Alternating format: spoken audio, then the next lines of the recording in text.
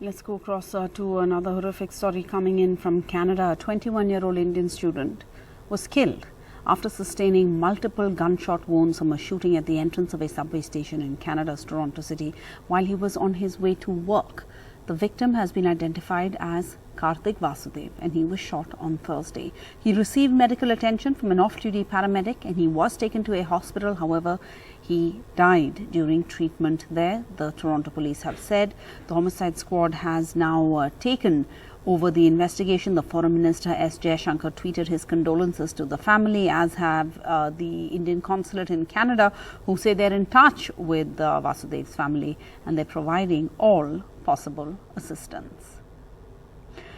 Joining us now is Jitesh Vasudev. He is this young man's father. Thank you so much, Mr. Vasudev. I appreciate your taking out your time in what is a moment of grief. First and foremost, I want to ask you, this is, every parent's worst nightmare. You send your child abroad to another country for a better life. And then you hear the news that they have lost their lives. What exactly, sir, do you know happened?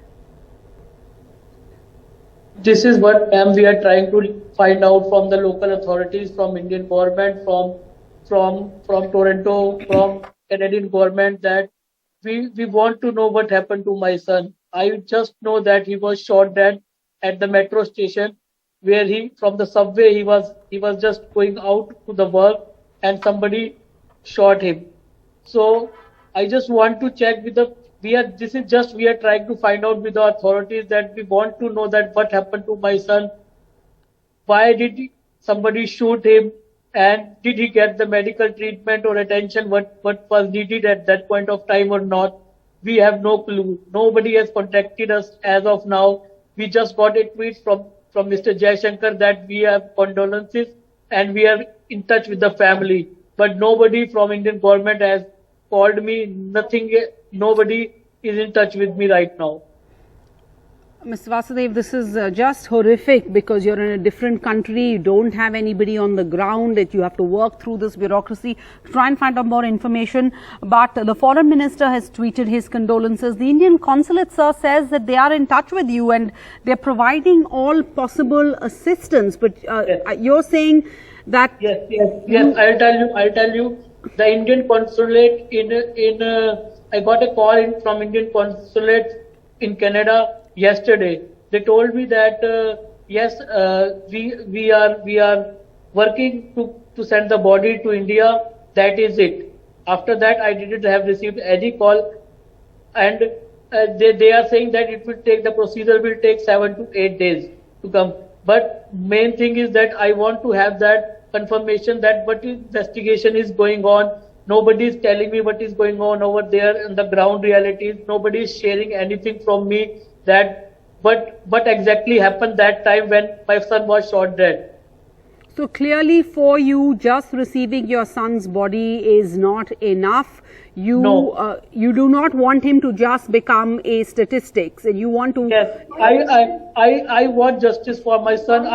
I just want to know why it happened, who did it, what was the motive behind that, and why the suspect is still roaming around. Means he's not been captured yet. Why it is 2 days, for 48 hours has been left, and we can see that Canada is a very safe country and nobody can escape from there. Then why 2 days has gone and the suspect is still alive and is still not been captured by the local authorities or local police?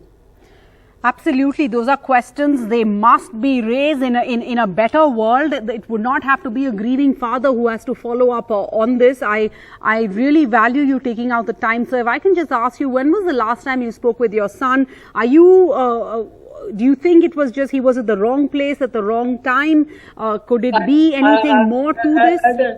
Yeah, his shift starts at 6 p.m. and he need to leave at 4 p.m. We talked at 3 p.m. when he was having his lunch.